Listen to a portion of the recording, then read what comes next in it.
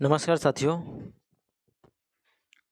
आज हम एनसीईआरटी महेश बरमाल का जो है ऑनलाइनर क्वेश्चन साइंस का जो है आज हम बायोलॉजी में श्वसन तंत्र जो है ऑनलाइनर क्वेश्चन इम्पोर्टेंट करने वाले हैं। तो चैनल पर नए हैं तो चैनल को सब्सक्राइब और वीडियो को लाइक ज़रूर कीजिएगा। तो आइए हम शुरुआत करते हैं। आज हम महत्वपूर्ण श्वसन तंत्र के बारे में पढ़ने वाले हैं। श्वसन में जो है बाहर निकलने वाली वायु में CO2 की लगभग कितना प्रतिशत होता है? तो 4% होता है। लेकिन CO2 जो है हमारे वातावरण में कितने हैं? 0.03%। कितने हैं? 0.03%। लेकिन हम सांस अंदर ले लेते हैं और उसके बाद छोड़ते हैं तो CO2 कितना प्रतिशत छोड़ते हैं? तो 4% छोड़ते हैं। उसके बाद है अधिकतर कीट जो है किस प्रकार श्वसन क्रिया करते हैं? तो श्वास नली प्रणाली के द्वारा। उसके बाद है शीत निद्रा के दौरान जो है मेढक किस अंग से सांस लेता है? तो केवल वो त्वचा से लेते हैं।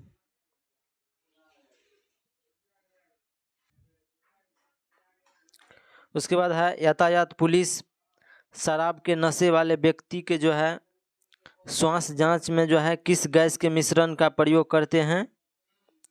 तो पोटेशियम और डाइक्रोमेट सल्फ्यूरिक अम्ल का जो है प्रयोग करते हैं। उसके बाद है श्वासोच्छ्वास के दौरान जो है बाहर निकलने वाली वायु में जो है ऑक्सीजन कितने मात्रा होते हैं? तो 17%। जब हम सांस छोड़ते हैं तो कितने प्रतिशत जो है हम वायु में ऑक्सीजन को छोड़ते हैं? तो 17%। लेकिन वातावरण में कितने प्रतिशत ऑक्सीजन है? तो 21% जो है ऑक्सीजन है, लेकिन छोड़ते हैं 17%। लेकिन वातावरण में कार्बन डाइऑक्साइड 0.03% है, लेकिन सांस लेते हैं हम तो 0.03%, लेकिन छोड़ते हैं जब तो वायुमंडल में 4% जो है वो कार्बन डाइऑक्साइड हो जाता है। लेकिन वातावरण में जो है जब हम सांस लेते हैं तो ऑक्सीजन की मात्रा 21% रहता है, और लेकिन छोड़ते हैं जब सांस तो वातावरण में हम 17% छोड़ते हैं। उसके बाद है श्वसन में रुधिर को जो है कौन सा घटक ऑक्सीजन का अवशोषण करता है? तो लाल रक्त कणिकाएं, जिसे हम RBC कहते हैं, ऑक्सीजन का जो है अवशोषण करते हैं।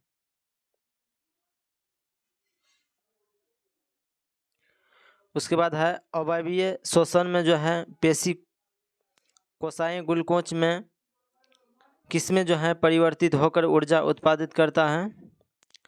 तो लैक्टिक अम्ल के जो है परिवर्तित करके ऊर्जा उत्पादन करता है। उसके बाद है भोजन निगलते समय जो है श्वसन मार्ग जो है किस अंग द्वारा बंद हो जाता है? तो एपिग्लोटिक्स के द्वारा जो है बंद हो जाते हैं। उसके बाद है फेफड़ों में जो है गैसों के आदान प्रदान किसके द्वारा होता है? तो रुधिर द्वारा होता है। किसके द्वारा? रुधिर के द्वारा जो है फेफड़े में गैस के आदान प्रदान होता है।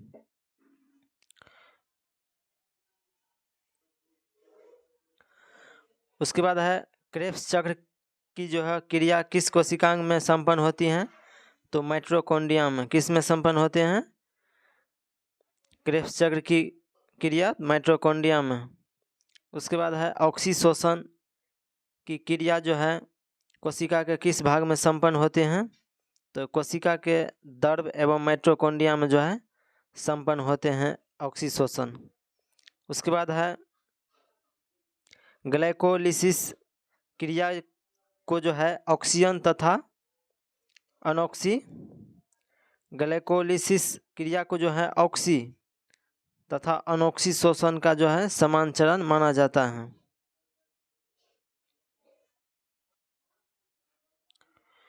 उसके बाद है श्वसन द्वारा जो है उत्पन्न ऊर्जा का संचयन किस रूप में होता है? तो ATP के रूप में होता है। श्वसन द्वारा उत्पन्न ऊर्जा का संचय किस रूप में होता है? एटीपी अणु के रूप में होता है। उसके बाद है पहाड़ों पर रहने वाले को जो है आरबीसी की संख्या अधिक होती है, क्यों? तो पहाड़ पे जो है वायु कम संघनित जो है होते हैं, इसीलिए। उसके बाद है कार्बोहाइड्रेट तथा वसा जो है उपापचयन के प्रमुख अंतिम उत्पाद होते हैं। तो CO2 एवं पायरुविक अम्ल जो है वो कार्बोहाइड्रेट और वसा का उपापचय के प्रमुख अंतिम उत्पाद होते हैं।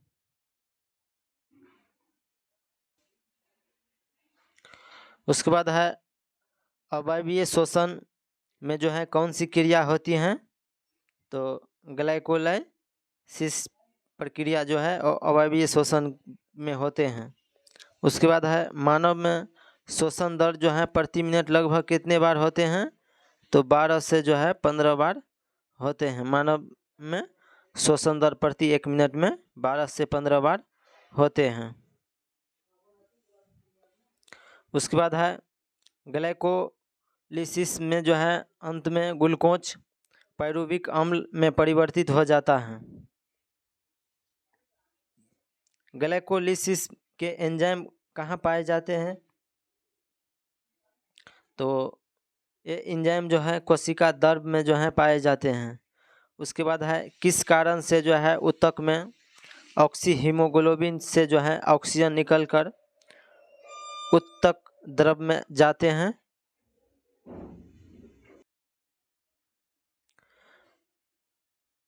तो O2 की कमी और CO2 की अधिकता के कारण वो जाते हैं। उसके बाद है फेफड़ों की जो है कुपिकाओं में गैस का विनिमय जो है किस प्रकार होता है? तो सक्रिय ट्रांसपोर्ट के द्वारा होता है।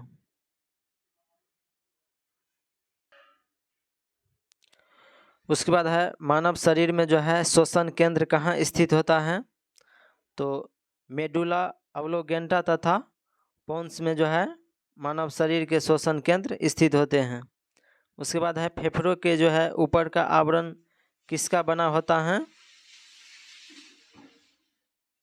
तो फेफड़ों के ऊपर का जो है आवरण प्लूरल कला के बना होते हैं। उसके बाद है सर्वाधिक CO2 का परिवहन किस रूप में होता है? तो बाइकार्बोनेट के रूप में होता है। किसके रूप में होता है? सर्वाधिक CO2 का परिवहन बाइकार्बोनेट के रूप में होता है। उसके बाद है क्रेब्स चक्र में जो है ग्लूकोज के एक अणु से कितने ATP के अणु का निर्माण होता है? तो 24 ATP अणु का जो है निर्माण होते हैं। क्रेब्स चक्र में ग्लूकोज के एक अणु से 24 ATP अणु का जो है निर्माण होते हैं। उसके बाद है ग्लाइकोलाइसिस चरण में जो है कितने ATP अणु का शुद्ध लाभ होता है? तो 2 अणु का जो है शुद्ध लाभ होता है। उसके बाद है किण्वन अर्थात अनोक्सी शोषण की खोज सर्वप्रथम किसने किया था? तो लुई पास्चर ने किया था। कौन किया था? लुई पास्चर किया था।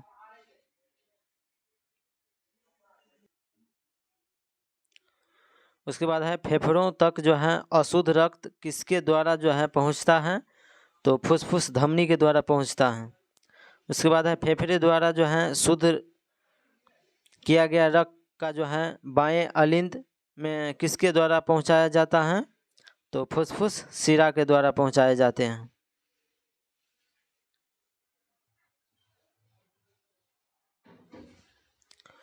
उसके बाद है पाचन क्रिया के समय जो है आहार नाल में स्टोच का जो है अंतिम उत्पाद क्या होता है? तो ग्लूकोज होता है अंतिम उत्पाद।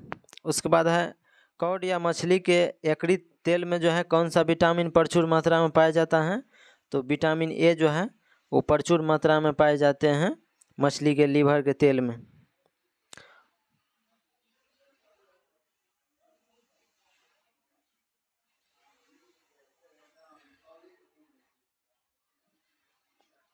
उसके बाद है मम्प्स गलसुआ पैरामिक्सो वायरस जो है द्वारा फैलाई जाने वाले बीमारी हैं जिसमें पैरोटिड ग्रंथि में जो है सूजन जलन और दर्द होने लगता है। उसके बाद है लैंगर हैंस की जो है द्वीपिकाएँ किस अंग में उपस्थित होती हैं?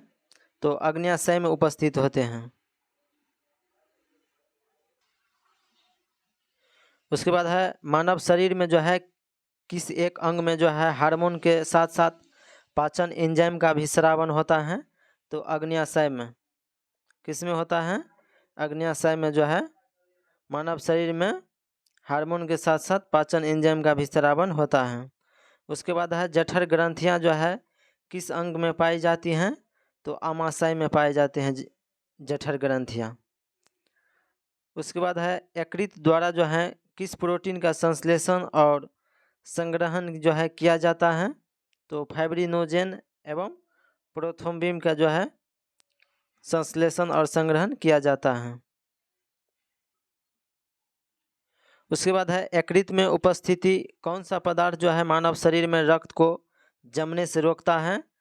तो हिपैरिन जो है वो रक्त को है जमने नहीं देते हैं शरीर में। उसके बाद है लंबे समय तक जो है उपवास रखने का सर्वाधिक प्रभावित शरीर के जो है किस अंग पे पड़ जाता है? तो वृक्क या किडनी पर जो है वो पड़ जाते हैं। उसके बाद है मानव शरीर में पाचन का जो है अधिकांश भाग किस अंग में संपन्न होते हैं? तो छोटी आंत में जो है मानव शरीर में अधिकांश भाग पाचन का होता है, छोटी आंत में। उसके बाद है मानव शरीर में जो है छोटी आंत होते हैं अवशोषण के लिए। उसके बाद है मानव शिशु के जन्म लेने के जो है 6 महीने पश्चात दांत निकलना प्रारंभ हो जाता है। और बताइएगा मानव को जो है कितने दांत जो है 2 बार निकलते हैं? कमेंट करके ज़रूर बताइएगा।